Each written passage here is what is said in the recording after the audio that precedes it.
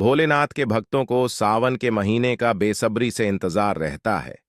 कहा जाता है कि सावन में भगवान शिव की पूजा करने से वह जल्दी प्रसन्न होते हैं। शिव पुराण में शिवलिंग पर जल चढ़ाने से जुड़ी कुछ बातों के बारे में बताया गया है। चलिए जानते हैं। शिव पुराण के अनुसार शिवलिंग पर चढ़ाया जल पीना शुभ होता है या अशुभ। हिंदू धर्म में शिवलिंग की पूजा का विशेष महत्व है। शिवलिंग की विधिपूर्वक पूजा करने से व्यक्ति की हर मनोकामना पूरी होती है। कहा जाता है कि भोलेनाथ की आराधना करने से घर में सुख समृद्धि आती है। शिवलिंग पर जल अर्पित करने से भगवान बहुत जल्दी प्रसन्न हो जाते हैं।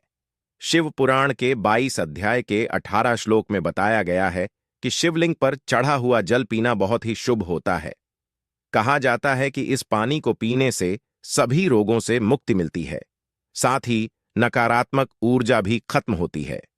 यह भी कहा जाता है कि शिवलिंग पर चढ़ाया जल पीने से व्यक्ति का मन शांत रहता है और मानसिक तनाव दूर होता है।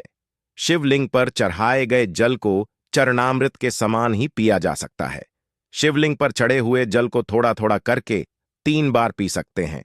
ऐसा करने से कई प्रकार के रोगों से मुक्ति मिलती, साथ ही नकारात्मकता भी दूर होती है। इस बात का ख्याल रखना जरूरी है कि आप शिवलिंग पर चढ़ाया हुए जल को जब पिएं तो वह किसी के पैरों पर न गिरे।